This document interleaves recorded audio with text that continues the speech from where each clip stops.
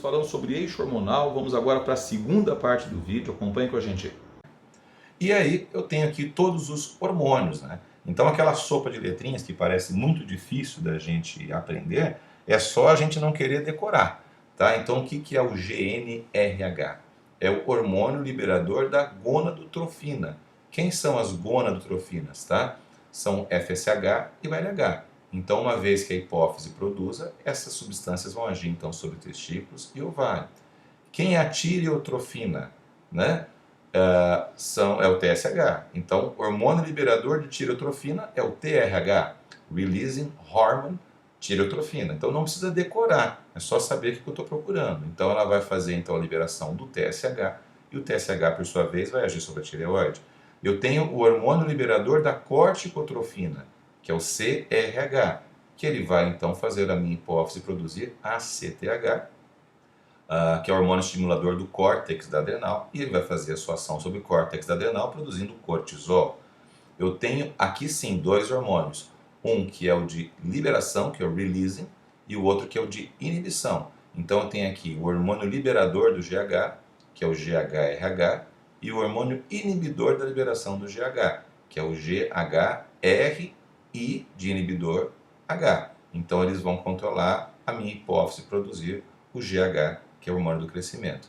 Aqui também eu tenho o fator liberador da prolactina e o inibidor da prolactina que vão agir então sobre a neurohipófise, fazendo a produção então da prolactina. Sobre a adenohipófise, fazendo a liberação da prolactina, que vai agir então sobre glândulas mamárias, tá?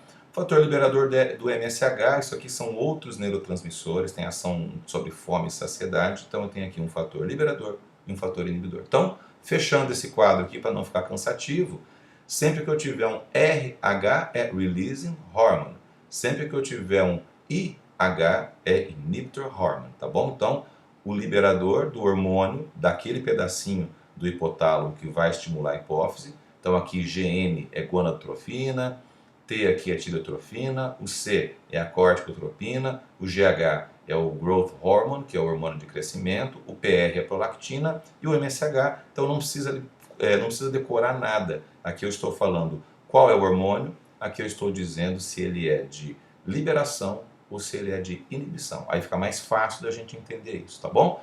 Anatomicamente, então, a minha hipófise ela é dividida em adenohipófise ou hipófise anterior, e neurohipófise ou hipófise posterior.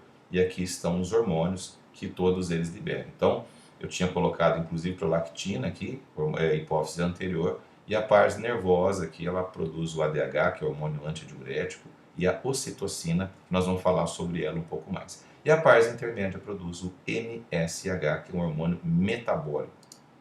Tá? Inclusive, histologicamente, gente, ela é diferente uma da outra. Quando a gente faz um corte aqui no aumento de 400 vezes, ela tem uma divisão anatômica e estrutural. As células são diferentes, e são diferentes, inclusive, microscopicamente. Tá? Então, aqui mostrando ó, o hipotálamo, a hipófise. Aqui eu tenho os neurônios que conectam o hipotálamo até a hipófise, e aqui eu tenho os vasos sanguíneos que conectam o hipotálamo até a hipófise. Aqui eu tenho quais são os hormônios que são produzidos, então, pela minha hipófise e quais são os órgãos-alvo que eles fazem efeito, tá bom? Então esse é o eixo hipotálamo, hipófise e especificamente nesse slide aqui, órgãos-alvo. Bom, gente, aí fica mais fácil da gente entender esse slide cabeludo, que quando a gente olha para ele pela primeira vez, a gente tem vontade de sair chorando, mas uma vez que nós entendemos até aqui como funciona o sistema hormonal, fica muito fácil de eu entender este slide. Então aqui em cima em branco eu tenho o meu hipotálamo, aqui eu tenho a hipófise e aqui eu tenho as glândulas-alvo. Então lá em cima o que eu tenho aqui? Ó? PR, lembra o que é prolactina? Tá? Esse aqui é o hormônio então liberador da prolactina. Ele age na hipófise para produzir prolactina, enquanto a dopamina, que também é conhecida como fator inibidor de prolactina, freia esse processo aqui naquele mecanismo de feedback negativo que eu expliquei para vocês. Ele age sobre as mamas, tá? Aqui eu tenho TRH. O que era T? Tireoide. Então ele age sobre a tireoide produz o TSH, por sua vez ele se comunica com a glândula tireoidiana e produz os hormônios tireoidianos que agem em vários tecidos.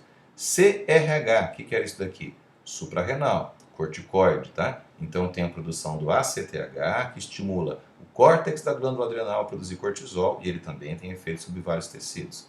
GH é hormônio de crescimento, lembra? Então aqui eu tenho um fator inibidor, aqui eu tenho um fator liberador.